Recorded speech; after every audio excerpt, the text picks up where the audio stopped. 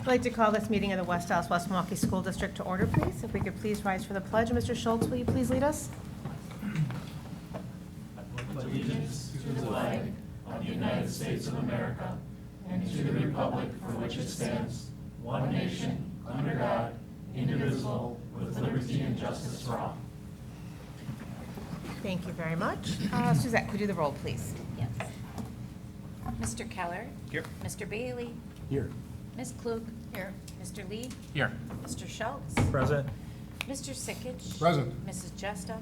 Here. Mr. Ustrep. Here. President Emmett. Here. Proper notice of this meeting has been posted in accordance with the open meeting laws of the state of Wisconsin. Do we have any additions or modifications to tonight's agenda? I have none. Board members? No, okay. All right, we will then move on to item 6, our public comments. And there are no public comments this evening, so we will then move on to item 7, our superintendent's report. Dr. Luxman. Great, thank you.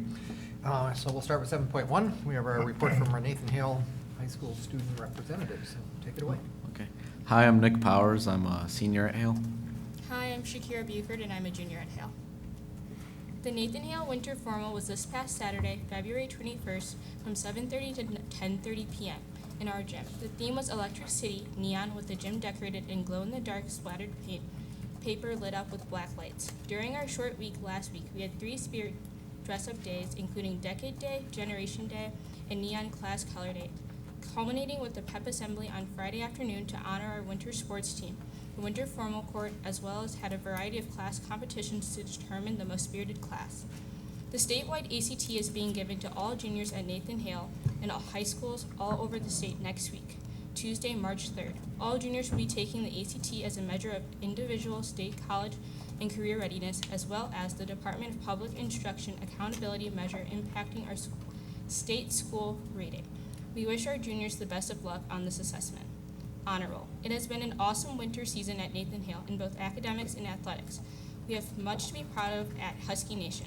First and foremost, looking at our outermost academic achievement, they have demonstrated excellence in the classroom with 579 of our students achieving honor roll status for the first semester.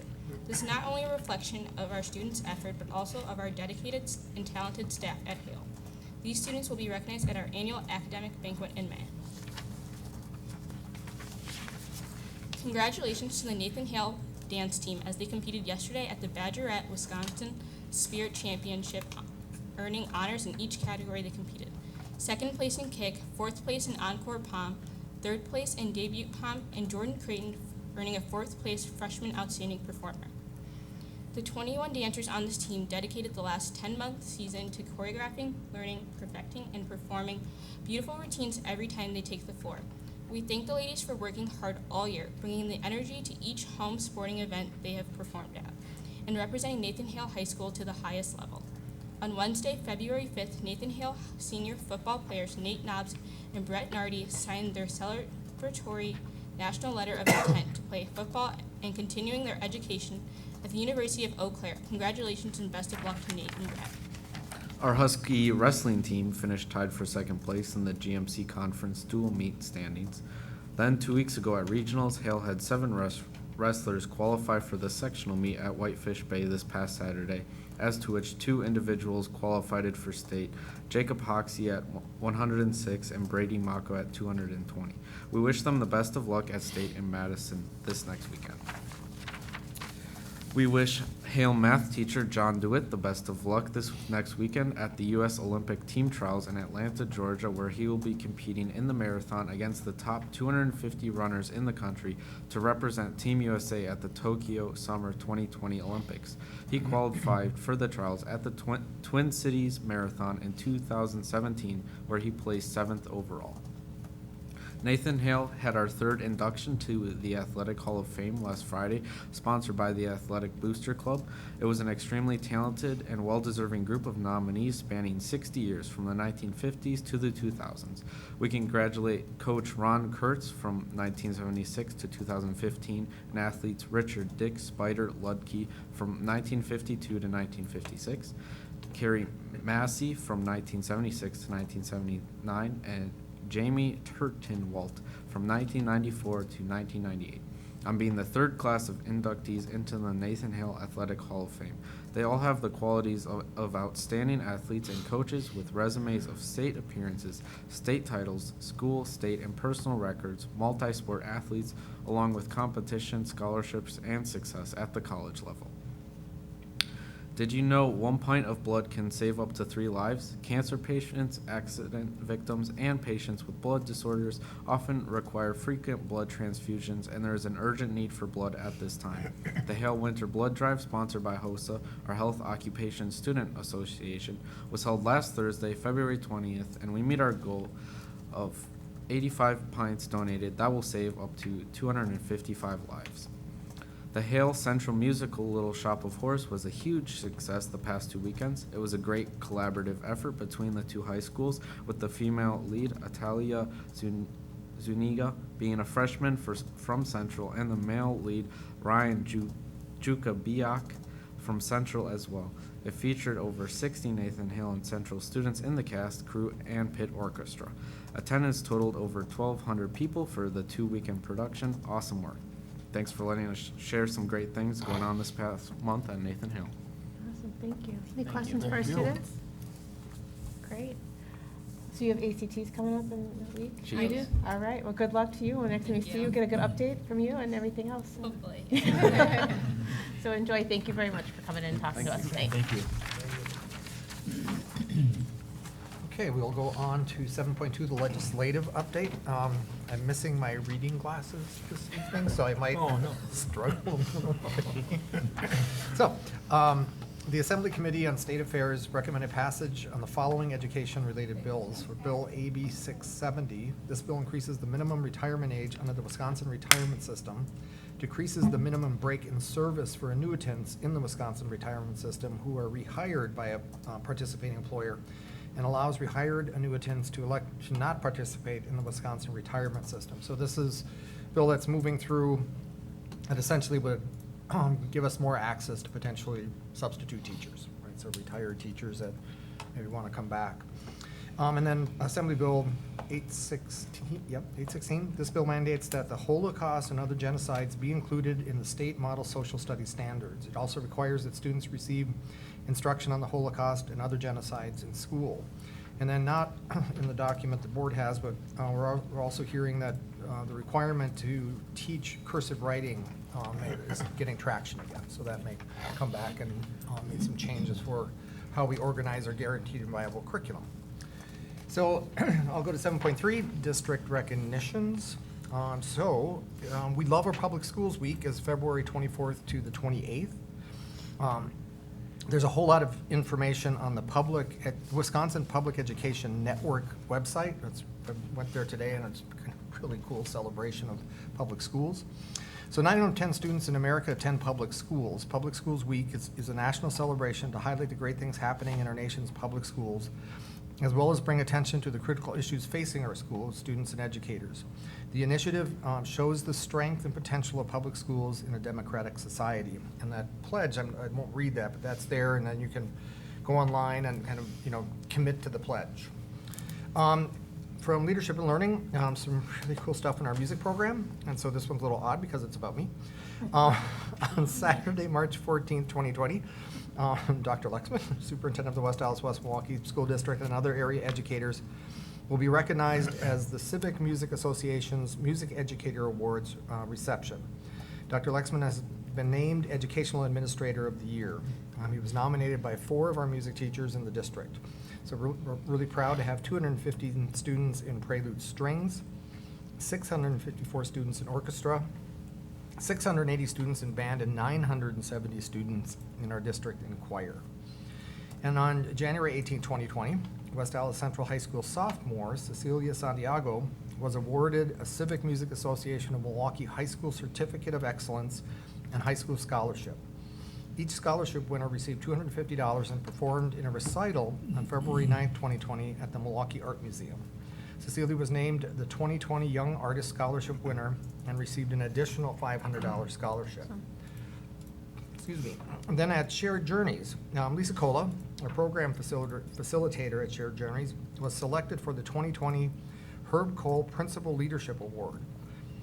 The Principal Leadership Award recognizes leaders for setting high standards for instruction, achievement, and character, and creating a climate to best serve students, families, staff, and community.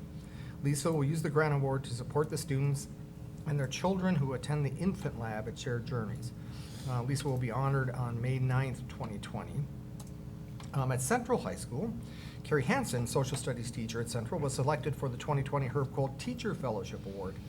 The Teacher Fellowship Award recognizes and supports teaching excellence and innovation. Hansen's peers indicated she is an outstanding leader in the classroom due to her empathy and attitude towards students. In addition to her work in the classroom, she is an advisor for the Student Council and Interact Club, involved in ADVID, and she is a PBIS leader. Carrie will use the grant dollars she receives for service leadership and support to support the school. Carrie will also be honored at the May 9th, 2020 event. And just so a little bit more background on the awards for both Lisa and Carrie, they'll each receive a personal $6,000 recognition, and the school receives $6,000. And then there's also one student that we'll be announcing a little bit later that's being recognized, also from the Herb Cole Foundation. So it's kind of interesting that we have a leader, a teacher, and a student this year. And then from Communication and Community Relations, the Wisconsin Department of Public Instruction proclaims March 2nd through March 6th, 2020 National School Breakfast Week. For over 30 years, the school breakfast program has contributed to the health and educational development of our children. So we just wanted to recognize that. And then 7.4, a couple updates. So there were no public comments at the February 10th meeting, so there's no follow-up there. At Lane Intermediate School with the principal transition, I'm doing listening sessions this week, Thursday, with the staff at 3:30 and parents at 5 o'clock. And this is really the process we use when we begin a principal hiring process, which is to go in and have some conversation and elicit from staff and from parents what are the characteristics they're looking for in their new leader. And then we take that and we turn that into a survey that goes then back out to all parents and staff, so they start to narrow kind of what are the top 5. Because what usually happens in these sessions, I call them, I end up with a Superman or Superwoman list, right? So we're looking for somebody that can do absolutely everything perfectly, and you'll never find that candidate. So we ask the learning community, okay, what are the 5 most important characteristics, or sometimes it's 6 or 7. So that's taking place this week. Then today, and Noah and Christine were there, Franklin, 5 and 6-year-olds held a podcast release party at station number 6. Right here in West Allis. That was a little plug, because they did us a really nice favor. It was really interesting to watch 5 and 6-year-olds host this party. They were carrying the cheese trays. I was sure one of them was going down, but none did. And the turnout was really impressive. I asked one of the teachers, and they said they had accounted for almost every single parent, for almost every single That's kid, awesome. which is pretty cool. And then, I can't see that one. Oh, now I got it. And then this Friday, we're having another marathon session around Neola development policies, so we're getting closer to start moving those through the board process. So that's one that Beth put in my calendar, and it says mandatory. So we're gonna do that work on Friday. And that concludes the superintendent's report. All right, excellent. All right, so we'll move on to item 8, the board president's report, taking a look at the board calendar. So tonight, February 24th, we have a regular Board of Education meeting, and then immediately following, we do have a closed session. On Monday, March 9th, starting at 6 p.m., we have a regular Board of Education meeting, and immediately following that, we'll have a workshop on enrollment and staffing and budgeting projections for 2020-2021 school year. On March 26th, starting at 6 p.m., we will have a workshop. That topic will be decided shortly. On Monday, March 23rd, starting at 6, we will have a regular Board of Education meeting, and immediately following that, we will have a closed session. Do any board members have any community updates or events to notify the group? Good. No? Noah? I was able to attend Hoover's Spaghetti Dinner and Silent Auction this last Friday. It was very well attended, and Hoover was able to raise, I think, $5,600 from their silent auction. And they had the Coles was there as well for volunteering. So it was a very well attended event. Had some really amazing items for the silent auction as well. So it was a lot of fun. Great. Anybody else? Dan? Yes, we were able to attend the talent show at Mitchell Elementary School, and that was another year of fantastic talent in our district. Thank you. Gary? I attended the Wasella Central Black History Month event. Excellent event, great speakers. Well, I mean, the students did a great job putting on that event. Wonderful. And I was able to attend a regional spelling bee at Oh. CISA 1 in Pewaukee. And all 6 of our students did very well. Awesome. Everyone should be very proud. They were very confident, and before they even had a chance to get up on the microphone and introduce themselves, the moderator said, "What are the rules?" And our students were volunteering information, I think 4 of them, one right after another. So very confident. And we had a representative, little guy from Man, who, when he announced his name, he said, "And I'm the only student ever from my school to participate at this level of competition." Wow. So it was really cute. They did very, very well. That's Very well. Great. Okay, we will then move on then to our consent agenda for the evening. There are 4 items. Item 9.1, the approval of the minutes from the February 10th, 2020 regular Board of Education meeting. Item 9.2, the employment summary. Item 9.3, the supplementary contracts. And item 9.4, the financial summary. Does anyone need anything separated? If not, then we'd look for a motion. So moved. Second. Moved and seconded. Any additional comments or questions? Not all those in favor say aye. Aye. Opposed? All right, we will move on then to our action items for this evening. Item 10.1, the update to Board Policy 722.1. Mr. Thompson? Yeah, so this is really an effort to bring some language and alignment between the process we have in place around an expectation of reporting accidents and the language that's in current policy. And even though we're working through with Neola, so there'll be an updated policy around this, but we thought it was important to get this language and alignment, so you can kind of talk us through the why. Yeah, so looking at policy 722.1, basically, if there's an accident that needs to get reported, there was kind of a chain of command that it went through, starting with the principal, the director of, or the business director. And so there was a change this year through our insurance carrier, EMC, where step 1 is still that you notify the building principal or supervisor, but then step 2 is that the employee immediately calls Nurse Online to report the incident. And so there's not kind of like this 24-hour window, and it's not kind of going through different people, but it's immediately, it's reported, call this number, so then the process gets going in regards to workman's comp. So this is specific to EMC, our insurance carrier? So if we change insurance carriers, at some point, we'd have to change this policy? Possibly, yes, Okay. yes, Or if they change their process, we'd have to change this policy? yes.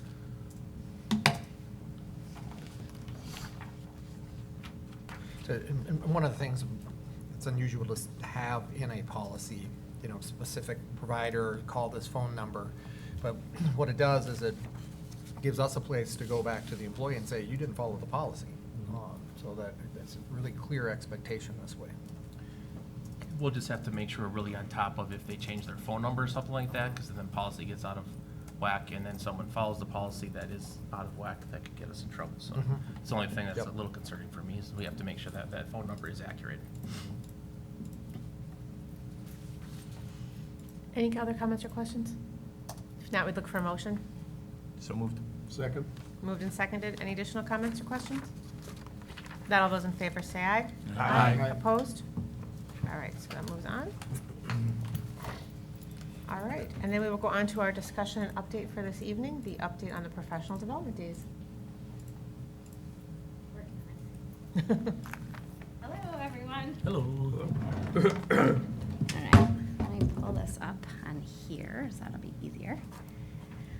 So we had I had asked Stephanie for the opportunity to present to the whole board just on some of the feedback we've been getting on our professional development days and kind of this bigger picture of what we've done for professional development for the year.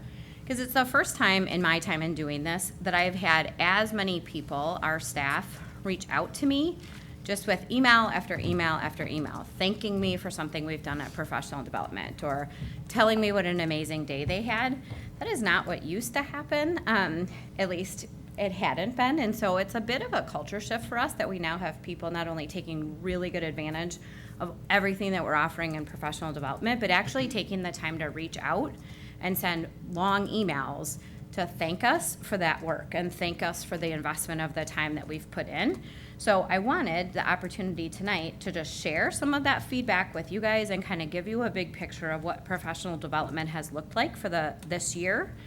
And then share with you some of what's happening on some of our social media. So that's something that Bill and I talked about quite a bit at committee a bunch of different times, about doing a better job at telling our story and promoting what we're doing on a more public stage. And so when I show you our Twitter feed, you're gonna notice like a pretty significant shift in kind of what people are out there saying. And I wanted it to be on video as well because it's important for our staff to know that we're hearing their feedback and we're responding to that in good ways, as well as a few people who gave feedback on some things they weren't sure on, and then we're following up with them. And it's also important for our staff to know how essential it is for them to keep talking about this really good work they're doing, because we're getting a ton of recognition from very nationally known speakers.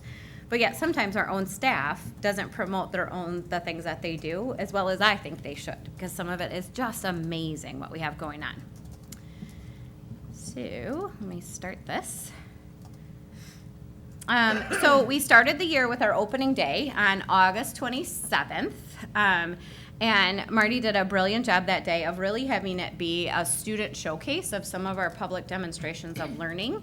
The top picture on the left for you guys is Brandon. And Marty, do you want to talk a little bit about Brandon and some of the work he's also then been doing with teachers and some of our students in school? Yeah, so Brandon, his stage name is Soldier. So he's a friend of mine. I've known him since he was about 9 years old. And he was a professional African dancer for some time with Kofi, so here in Milwaukee. And then did a lot of work through Arts at Large in Milwaukee Public Schools. So he's got a real knack working with students. And so we had him in as part of, it's just a drumming experience and a little dance experience with staff, just to do something a little different, because we're trying to model what what we want them to try on in classrooms. Just try something different. Take it a little bit into different space. And so he did a cool job. And then the other two pictures are parts of the summer musical that was produced. So I had them restage a little tiny piece of it, and they got a standing ovation from all the teachers. It was a really cool experience. And then what Soldier's doing right now, he's over at Wilson. So I've shared that kind of through Friday Notes. So he started there. Is working with different groups of kids. So there's a piece on drumming, a piece on dance, and then a piece on healthy words and mindful words. So those are the kind of three experiences, and they're going to be in residency there for 8 weeks. And he's also done that at Horace Mann this year, earlier in the year. And then Jefferson has also expressed some interest in that, but we haven't moved forward on that one yet either. And then we had Dr. Chris Emden come and speak to our staff. So he wrote a book called For White Folks Who Teach in the Hood, and the rest of y'all too. And he gave this really super inspiring message just around knowing our kids as people, connecting with them at all different levels, and then doing work in school that's really passion-driven for the teacher as well as for the kids. And I think it was that message around being that teachers should bring their passions to work and do some of what they're interested in that is netting us some of the big projects that we have going on. So a good example of that would be, we have a teacher at Docky who's a very big mountain biking kind of guy, and I think I've shared in my board update. So he contacted Trek, and Trek has given us a $25,000 grant. So they are going to install 3 actually Trek certified bicycle bays inside a classroom and train 4 of our kids and 1 of our teachers to be certified Trek technicians, as well as give us 15 mountain bikes with helmets and the whole 9 yards so that they can start a mountain biking club there. And it came from the teacher saying, well, that's something I'm really interested in, and I wonder if I could do that with kids. And so it's been awesome to watch that message kind of carry forward throughout the year. And we got a ton of really positive feedback on his speech. And then he gave us a lot of really positive feedback on the work that we are doing in West Dallas, West Milwaukee at the same time. So these are some of the things that people said. Dr. Emden was amazing. Thanks for a great day. I've been here for 29 years. This was our best opening yet. The energy in the room was incredible. What a way to kick us off. This work is amazing. I want to continue to support you guys on your journey. That was something Dr. Emden said to me and texted to me. I've never seen anyone as attentive to everyone as attentive to any other speaker, because he had that room pretty well energized. And then when I sent him the video of Franklin that kind of talks about the progress of the work, the middle one was the text he had sent me back, which was very complimentary, and Dr. M didn't talk. So several people who know him well were like, I can't believe he sent you that in a text. I'm like, me neither. I talk about it all the time when I show people. So that was pretty amazing. From there, we took our first High Tech High visit in October. And this was the first time, although we've been out there with different groups several times, this was the first time I had messaged some of their teachers and I said, hey, I don't know if people do this or not, but it would be interesting if you came out to dinner with us, because a ton of where we get a lot of the really good professional growth is not only what we see during the day, but it's sitting down at dinner at night and processing and really talking through and saying, well, what would that look like if we did it on our watch? Whereas when you're in sessions all day, you don't get that opportunity to just talk it through. So I had said, invited a stranger out to dinner over the internet. And sure enough, he said, sure, he'd like to come. And so he brought some of his friends. So he brought people that are in the original Most Likely to Succeed movie. And that's Brian, who's amazing. He's in the plaid shirt on the bottom. And then this is Mark, who's also in the Most Likely to Succeed movie. And they literally sat at this dinner. You can see pictures of it. And let our teachers pick their brains on how do you do this kind of work that's really authentic and learner-driven and based on relationships and achieves at very high levels. So High Tech High continues to be a good partner for us in the work because ironically, which surprisingly, I guess is a better word, demographically they look a lot like us, which you wouldn't think as a charter school in the middle of San Diego County. But we've talked about this a little bit before. They use an equity calculator for seats. So demographically, they represent a population that's almost as many kids who qualify for free and reduced lunch as the population that we serve. Number of kids with special needs, very similar. The big difference is they serve a lot more students who are learning English as their second language than we do based on where it's located. And their outcomes that they're producing from that equity lens are just different than ours. They gave us some statistics when we were out there the last time that were really eye-opening to some of the staff we had with us. So 96% of their kids that attend school there get into the college of their choice with a financial aid plan that they can sustain. They don't all go, but they get in. And 80% of those kids finish. And the national statistics hovers somewhere in the low 40s, right? So that was kind of eye-opening to our staff to say, ooh, this is the kind of work that we're looking to do from the deeper learning lens. They're another deeper learning school, and demographically, they're serving our same population and then able to get different results based on some of the work that we're doing, which is why they've become such a strong partner for us in the work. So sometimes you think, oh, does that make any sense, right? If there was another school just like that closer, certainly we'd go there instead. But that's the only K-12 system that we've been able to find in our area. There's a couple of schools that have popped up in Ohio that I think serve a similar population, and so we'll start doing some investigation on visiting those as well.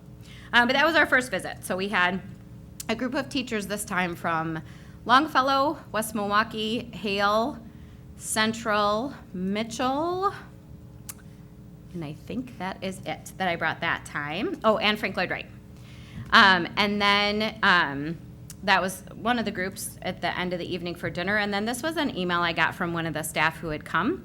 He said, I just wanted to take a minute and express my appreciation for being afforded the opportunity to visit High Tech High.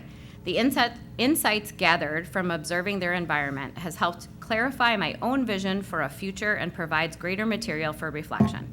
Also, our professional conversations have given me valuable perspectives and connections. Truthfully, the whole experience has rejuvenated me.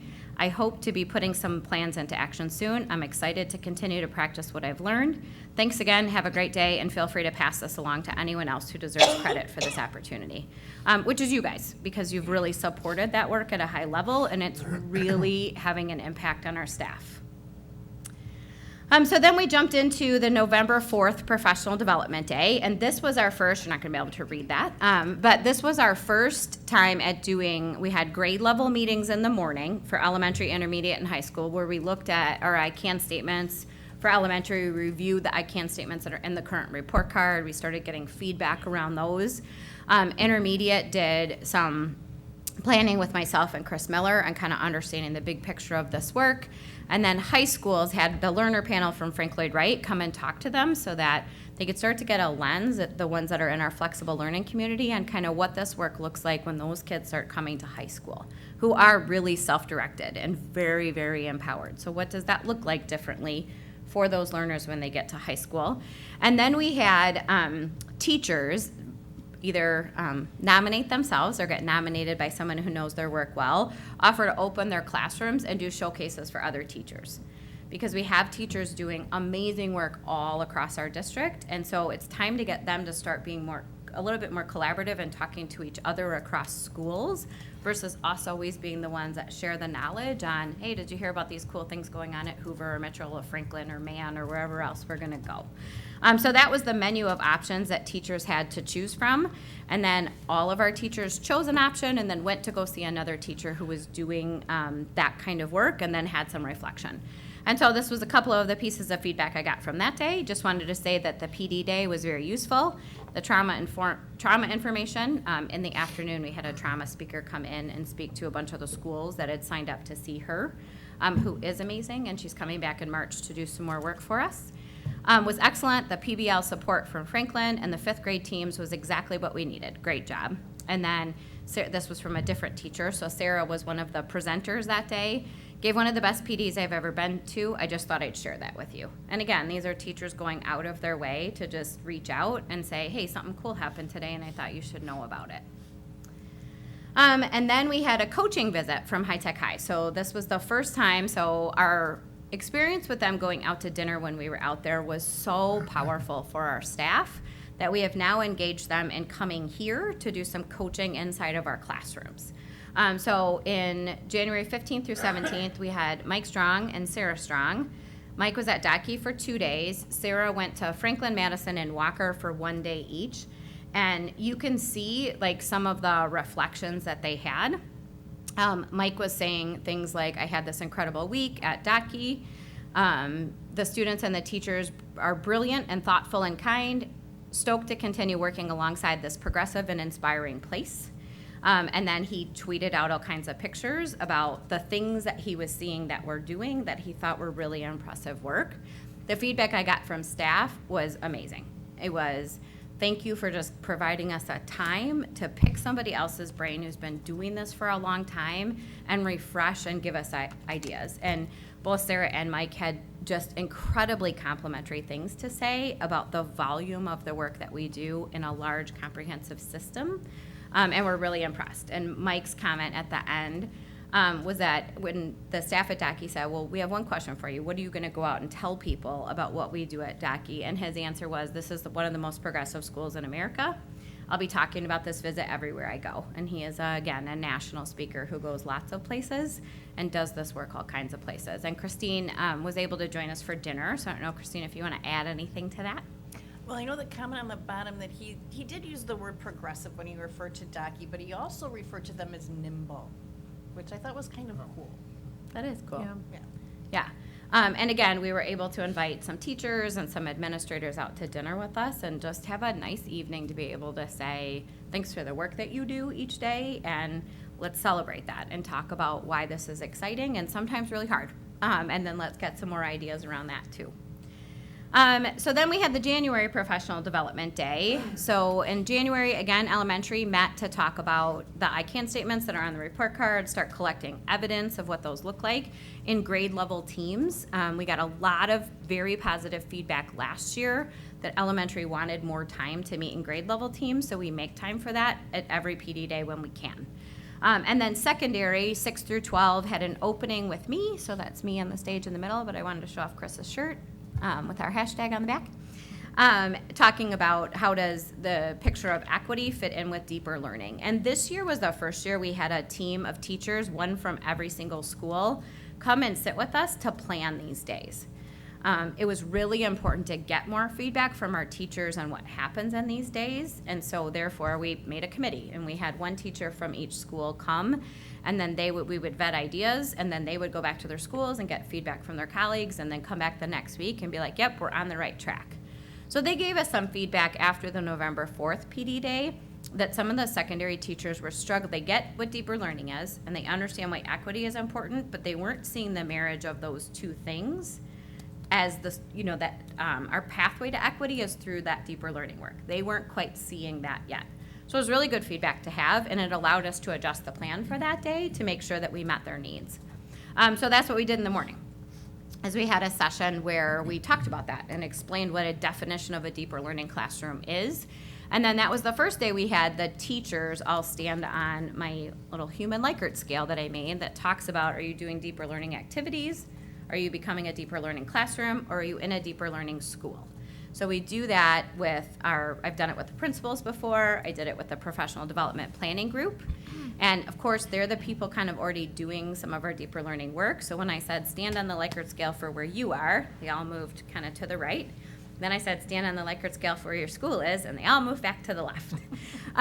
So our message in doing that is to make sure that people understand that this work does not happen overnight. And there's a reason we've been so intentional with the professional development opportunities that we're offering, because this takes a big shift of practice for lots of our staff, and we want them to know that they have our support as they try new things and as they're doing things that are outside of their normal comfort zone, or as they're releasing the control in the classroom to the learner.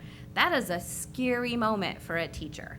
And that kind of change doesn't happen overnight. So the Likert scale is intended to say, it's okay to be over here just trying things right now. Our goal is that every time you come back to professional development, you have taken one step to the right. So you're doing those activities more frequently until the time between 3 and 5 years from now when everybody is becoming a deeper learning school. And I got a ton of positive feedback just verbally that day on thank you for that. Like that, made sense to me, and I could get the bigger picture of what we were trying to do. And I appreciated having permission to be trying at things without having all the answers yet. So we got, again, some really positive feedback. So I did that with the high school staff. Again, when we had our next professional development day, buildings have done it at their building site to basically say, as long as we keep moving, we're doing okay. Like that's enough progress. And each time you come to PD, you should try to take one really good thing that you can go back to your classroom and try. You should not try to do everything all at once.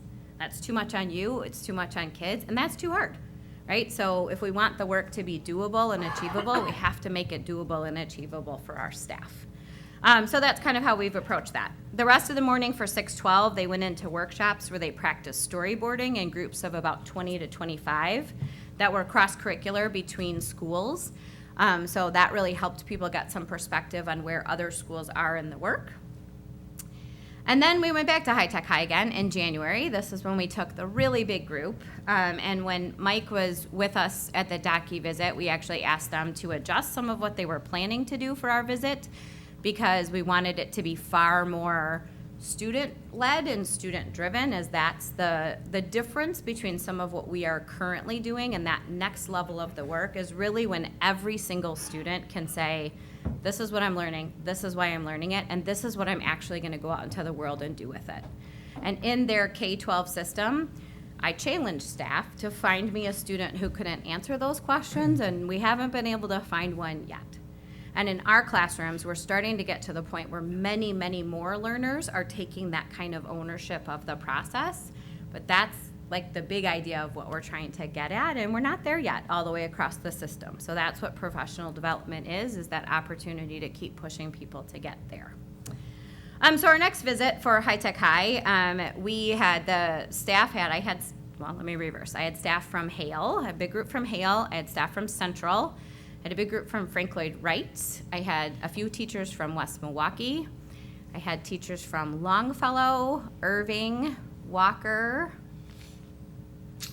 and I think that's it, but I'm probably forgetting somebody.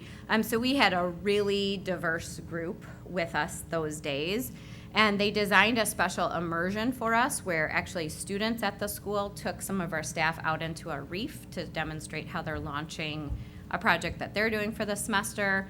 Another one of our groups went out hiking for the day with students so that they were doing an investigation with photography.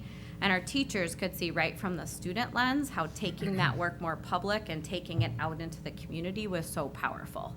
And then I kept the principals and the instructional coaches back with me actually at the school. And we did a bit of a behind the scenes tour, including I took some counselors with us for the first time because we have to learn how to transcript this work. We have to learn how to get it to be college eligible and all of those kinds of things. So we veered off and found some people there who do that work and just sat and picked their brains for a long time around making sure that we're still providing all of our kids the right opportunities with the requirements that we're required to follow in Wisconsin as far as transcripting and college entrance. So you can see there's, again, a bunch of pictures and information. On the second night that we went out to dinner, we then had 6 of their staff with us, just divvying out and sitting with different groups. And the laughter and the actual high-level conversation around what's possible for kids in schools was absolutely amazing. And then this comment came back to me from one of the teachers who was with us that night. Your people are amazing. I keep telling you the same thing over and over again, but it keeps rendering itself into something increasingly more beautiful. So that was their reflection on having the opportunity to sit with our teachers for the night. So it was pretty cool. And then we had a teacher panel a couple of weeks ago. So we selected some teachers who are kind of our early adopters, who are really trying to do some of this work. And we had them come and meet with principals, our instructional coaches, APs, our district office team. And we picked their brains on what support as a teacher do you need when you are trying something new or trying to do some new work. And so we had a teacher from Lane, a teacher from Mitchell, a teacher from Walker, one from Central, and one from Hale. And they shared back that their most impactful professional development that we've offered was either a high-tech high visit.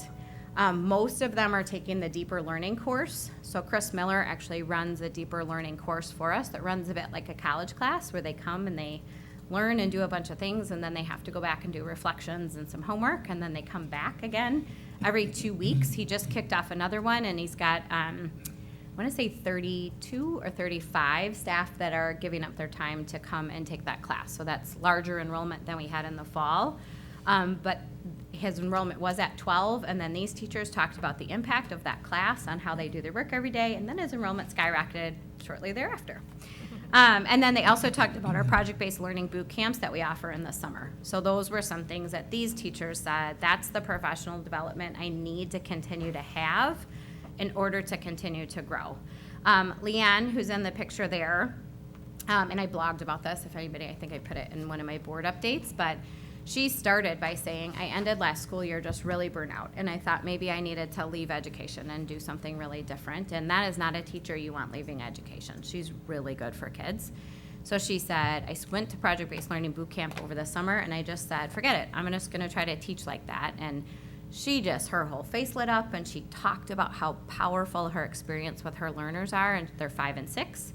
And then she had the opportunity to have Sarah Strong come into her room and help coach, and she just talked on and on about just, again, picking somebody else's brain who's already doing some of that work was so powerful. And I asked her the question at the tail end, how's the burnout now? And she said, completely gone, with a big old smile on her face. So it was a pretty cool moment. And not all of our staff are having that exact same experience, but many of them are when they're able to reach out and participate in some of the things that we're offering for professional development. So then we had February 17th and 18th, and they were 2 of the longest days of my entire life, but they were pretty darn amazing. So we had 1 improv troupe, 525 teachers, and 2 workshops with Katie Novak and George Kuros. We had Sunshine Circle training for all of our 4K and 5K teachers. We had a Paula Kluth workshop for all of our 4K and 5K teachers. And we had 7 student-led businesses opening the day and having a showcase. So a bit like running a 3-ring circus. That was quite the couple of days for us to run for staff, but they were amazing. Like such good days. George, that picture in the middle is George Kuros and Katie Novak, and George put this on his Instagram, and he said, presenting with Katie Novak for 2 days, and he tags us in all of his hashtags, so WAW, I'm proud. Looking forward to spending the next 2 days at West Allis, an absolutely amazing district. So again, pretty well-known international speaker, putting that on his Instagram for the world to see. On the top right was our improv troupe. So kind of by a odd happenstance series of circumstances, we came across this improv troupe that is made up of all people with Down syndrome. And they use improv as a way to teach high-level communication, collaboration, and problem-solving skills. So these were adults with Down syndrome who were doing things like working in grocery stores, being a bagger, and things like that, who now have very different jobs, working in like an office or being a manager of something, because they've learned these new skills through improv that were pretty amazing. So we introduced the day. I spoke to all of our staff that were there that day on Monday and just said, you know, we always want to start with our why, and our why came from the community circles Marty and I did with them last spring, where when I asked the question, what is the one thing, the one skill you would want our kids to have when they walked across the stage at graduation? We saw every single teacher in our school district, and they all said self-regulation, problem solving, collaboration, communication. As much as we know reading, writing, and doing math are so important in our work, that wasn't what people said when they had the chance to narrow it down to one skill. So I shared that, you know, you guys gave us the why. This is one way to get at the how, is that with an unexpected group of individuals, they're learning those skills. And it's just being done in a really different way through improv. And then they performed for the morning, and it was just really funny, which was also not a bad thing to give to our teachers in February, as that's a long month for teachers. So George posted something about that on his Twitter. Staff were posting these videos that he has them make during sessions. The one on the bottom right, I'm hoping I can get Twitter to come up on the screen and I'll play it for you, was something that Jefferson staff went back to their building, and they said they were so full of ideas. They went back and made another video and then tweeted it out. And Katie said, this makes my heart sing and speaks to the power of collaboration, creation, and choice. I love this so much. And then she put that out on her Twitter for the whole wide world to see. So this is some of the feedback that I've received, and these are just from some of the ones where someone took the time to send me an email, much less the feedback I got that day and the feedback people are telling me when they see me in person as they go around. So the first one says, thank you for the wonderful AM session yesterday and for bringing in such an amazing and dynamic educators to speak with us. What George and Katie shared with us is really exciting and truly makes sense for what is best for our learners. Thank you for offering PD opportunities tailored to the needs of our kindergartners. And then that teacher had a bunch of other things to say. She started her email by saying, I always am quick to tell you and Marty when I don't like something, so this time I really liked something, so I thought I should share that as well. So that was a really good one to get. And she ended it with, so truly thank you. I had 2 great days of professional development. And she talked about the Sunshine Circles and the Paula Kluth work, which was unbelievably good for our staff. And then another one, the high-tech high trip was amazing, and this last round of PD was exhilarating. I am very proud and excited to see so many more teachers at Hale embracing chance and moving forward towards a student-centered approach. 3 years ago, I sometimes felt very alone, but now I am enjoying good company among an inspired crowd. So that was a pretty cool piece of feedback.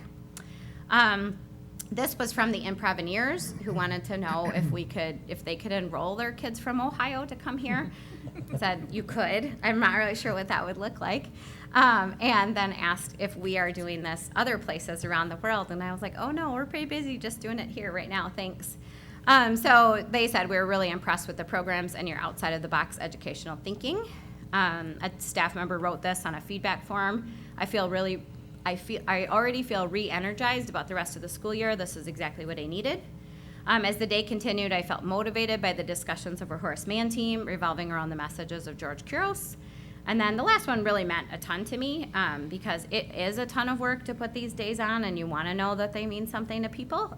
So while you worked out the details for today, you likely had no idea that it would hit an emotional chord with any one of us.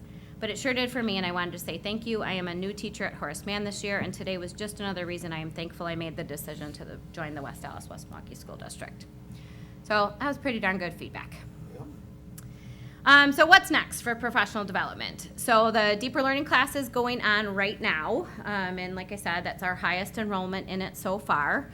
And so that is exciting. We have another high-tech high trip, March 16th through the 19th. So I'm taking another group. Then I'm going to take a team from Irving. Oh, let's think. Who do I have this time? I have Irving, Frank Lloyd Wright. So a lot of times that's our year 1 schools that are having more opportunities to do things like this. And then as other schools come on board with that year one process we use, they'll have those same opportunities. But I'm taking some teachers from Central, teachers from Hale, some teachers from Frank Lloyd Wright, teachers from Irving, and a teacher from Lane this time, and a couple of other people. Nick Burr is coming as the counselor representative, and Shondell from Central is coming because he hasn't had the opportunity to come yet, and he'll be supporting our Flex Learning community. The Flex Learning community at Hale actually came out of the dinner the second night that we were at High Tech High. At the end of that dinner, they asked me if they could do that work. Yes, you can. Now what support do you need? The other thing I forgot to mention too is that Brian, who's kind of our coach of our Flex Learning communities, when we sent the team at Central out for a training, he Skypes in with them once a month just to check in on their progress, and he'll start doing that with the team at Hale. We have our first meeting set, I think, for Friday morning so that we can start to get organized, and then he'll Skype in to help them do their planning. And then he is back with another teammate of his, June 8th through the 10th, to just work for 3 straight days with those Flex Learning communities and make sure they have what they need so that we can ensure that that's successful as it rolls out into the high schools. So we have professional development on March 16th, and the first time we did this with the teachers presenting to each other, it was a stretch to get 20 people to agree to do that. The last time when we did it in January, we had about 25 really anxious and eager people, and this time we're up to about 27, and it was harder for us to choose because lots of people were saying, well, I'm willing to start putting myself out there and doing that work. So that's exciting, and it means that we're moving in the right direction. The coaches from High Tech High are coming back in April. This time they'll have 1 day at Dockey. They'll have 2 days with 2 coaches at Frank Lloyd Wright since it's such a big building, and then 1 day at Mitchell because that's a school, again, that's already been through that process that we haven't done the coaching at.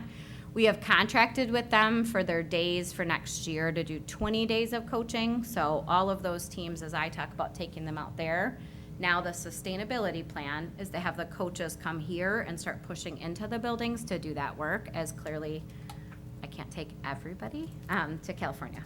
So that won't really work out. So that's kind of our sustainability plan around that. So take people over time, and then in the meantime, make sure we're pushing forward in the work by bringing that coaching in as well.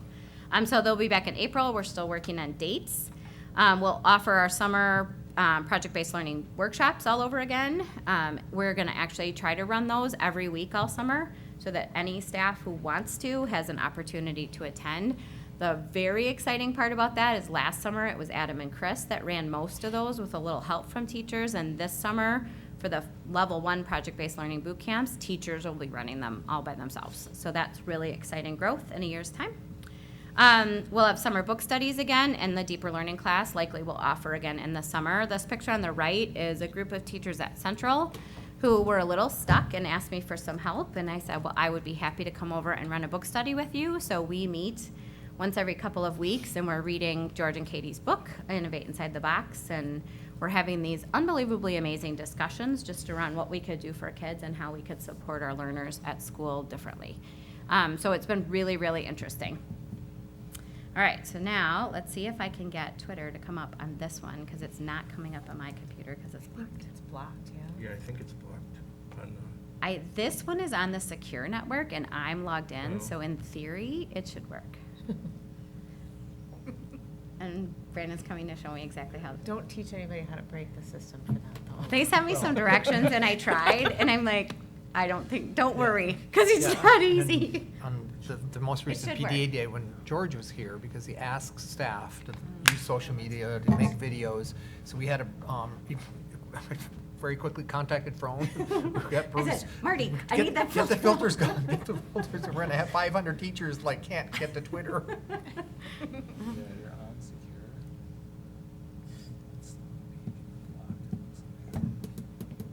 If you logged in, would it do it? No, it doesn't. So Okay. while they're working on that, Yeah. one thing this was really a focus on teachers, but while I'm watching this, we also do some pretty interesting work right now with leaders, especially principals, and we're working with Youth Frontiers. So that's a group, and you've heard that name before, that does mostly student retreats on character, responsibility, courage. They also do educator retreats, so on purpose and honor, so we've done a couple of those, and now they've got a new piece around leadership, and it's really asking leaders, especially during this time of year, to kind of step back from the work and think about themselves as a human being a leader, right? So how do you develop people as leaders? So they call the series Geometry of Leader. It's 3 2-hour workshops over, I think we spread them out over a couple months. March 5th and then April 2nd. Okay, and then the first one was on presence. How do you, as a leader, make sure that given all the stuff you have to do and keep up with, you're present when somebody needs you? It was really cool, and they all include musicians, which is kind of a cool touch. The next one is, the next focus is on humility, which is really important for a leader to embrace. And then the last one is courage. How do you take the courageous steps and have the difficult conversations at times that you need? So there's also kind of a unique investment in leaders. And I did after this very first one, because I was not quite sure what they were getting us into. And I was like, oh, either this will be cool or just a disaster. But 2 different principals reached out to me and said, that really felt good. I just needed that right now. I was like, okay, perfect. So it's an investment, but I think it'll pay off for us.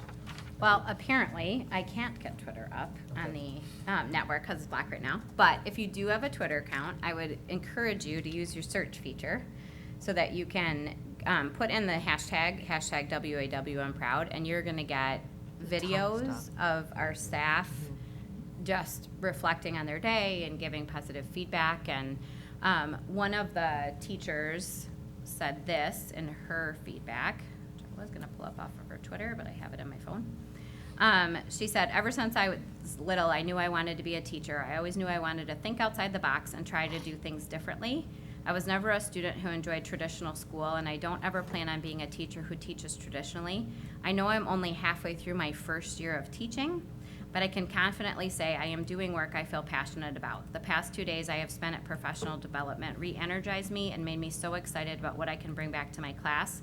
I'm not sure I ever understood why I wanted to be a teacher growing up, but now it all makes sense. I have found my why. Every day I get to see 47 amazing students who are going to change the world for the better, and I look forward to seeing what else I can accomplish with them before June. I am amazed every day. So she was a teacher that George picked out of the crowd and kind of highlighted, and that is also one of the teachers that ran our coffee shop. 3rd and 4th graders served all of the coffee to all of the teachers that day. And greeted people at the door, and then had promotional videos and all kinds of things. If you follow George on Twitter, he then retweeted some of the little videos that the kids made, and it was really, really well done and amazing.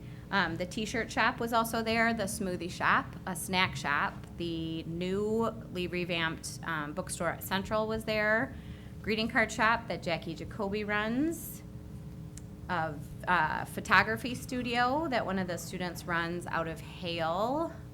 I feel like I'm forgetting one. I'm like picturing them around and the Franklin kids were there with their promotional materials from Y West Dallas. So the t-shirt company got 50 new orders, and the poor teacher was like, Deidre, I was like, that's a good problem to have, Angela. It's okay. We're going to be okay.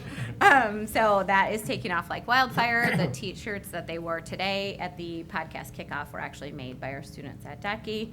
And again, if you follow all of that on Twitter, the team at Jefferson just got their t-shirts, and the t-shirts are getting to be like sharper and cleaner and really good looking every single time we do them. So it was a really good couple of days, and it's been a really good year of professional development for our staff to be taking that much time to reach out with all those positives. That's a really good thing. So, and we'll keep it going.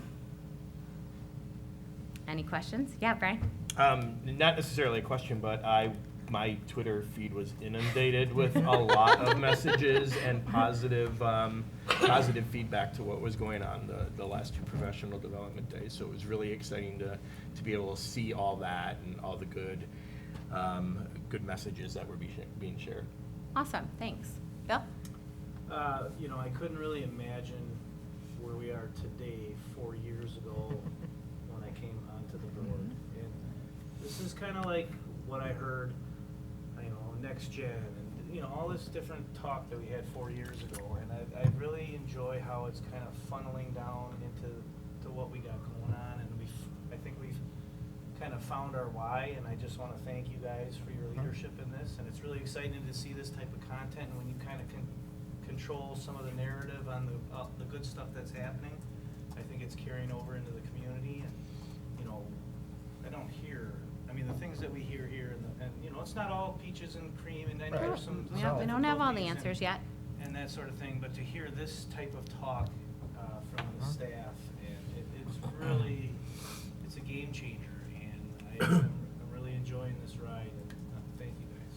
Yeah, oh, you're welcome, and thank you for the support. I mean, we, Deidre and I were at Central and then Hale early morning meeting, and just trying to explain kind of the flex learning community and some of the feedback we've been getting around, you know, so this is one of the not all peaches and cream thing is, you know, they tried this 6 years ago and it was a disaster and it just failed, and this is just gonna be another, so we started hearing that, we're like, oh, we gotta kind of, and we talk a lot about kind of change process and change management, and that's, and the difference that I shared with the staff, there's two big differences, is that we've got kind of coherence and alignment from the board all the way to the classroom, right? So when we bring back the next iteration of the strategic plan, it's even more of a commitment to this work that's gonna be embedded there, and we're gonna be asking you to, you know, officially adopt it and support it, and that's a really important message for us to be able to share with teachers.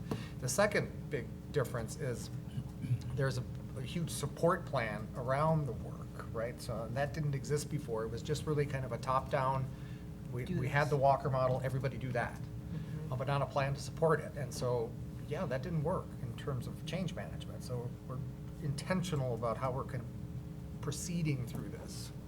And I think I heard you say 3 to 5 years. Mhm. And so, Yep. yeah, we're still in year what? You know, what would Yep. we call this year? Well, I would say we're 2.5 years in on the work, because George said to me, when was I last here? And I said, like 2.5 years ago doing our open day speech, and he stopped me and he said, do you have any idea how much progress you guys have made in 2.5 years? And I was like, kind of, as all of you national speakers are pointing that out to me, it's starting to become far more evident. I was like, I don't know, we just are trying really hard, we're doing a lot of really good work. I guess I don't slow down long enough to pay attention to how awesome some of it is some of the time. And so, and again, we don't have all the answers yet, and we try every day to find new ways to support students and staff. But yeah, it's been about 2.5 years that we've really been at trying to make sure that we're creating equitable opportunities for all of our kids through the deeper learning work. And so that's pretty quick, and then we hope in the 3 to 5 year process to have all of the schools kind of grow the way we've watched Franklin and Walker and Mitchell and Madison grow over the last couple of years. Irving and Pershing are in that process now. Hoover is in that process now. Oh, I'm also taking teachers from Hoover to the next high-tech high. That was the other school. They're in that process now, yeah. So I just want to say, my challenge to you is I heard you say that there's really no other model around here for us to model. So my challenge is let us become the model. Oh. And the district that people are coming to learn about this work, so. It certainly would be a change of events, wouldn't it? Right. Yeah. You know, to go from where that was and how we were perceived to being the leaders, right, in that kind of work. That certainly would be, that's probably testament to the roots of the community too, which I think could be definitely be an appealing message. Yeah, I did put it in my board update, but the AASA, which stands American Association, no, I always get it. something, it's the National Superintendent's Organization. Right. There's a conference being hosted in our area in Pewaukee, and they are coming from all over the place to go to that conference, and they're gonna see 2 school districts, Pewaukee, because that's where it's being hosted, and they also do a lot of really amazing work in this area, and us. Awesome. Cool. Yep. So, and we've already had some of our staff get personally asked to present at the National Personalized Learning Convening. And I am being highly encouraged by some of, again, these national speakers to start recognizing that on a bigger scale and nominating ourselves for awards at all of these things. So I'll put that on my to-do list, but I didn't get to that yet. But yeah, I'm with you. You know, to have a large comprehensive system that's in public education and not charter be doing some of this work is pretty amazing, and we should be really proud of that. Great, cool. All right. Thank you Thank so you. much for putting that together, and now this has to be on the agenda every year, you know, Okay. so we can get On a it. summary of where we're at, because, you know, it's impressive. I'm in the process of trying to think up some new big ideas for next year, so, yeah. Fantastic. Yep, thank you. Okay, so then we are at the end of the agenda for the evening for now, so we'll take a quick 5-minute break while we take down cameras and then get ready for executive session. So we'll be at 5-minute recess. Thank you.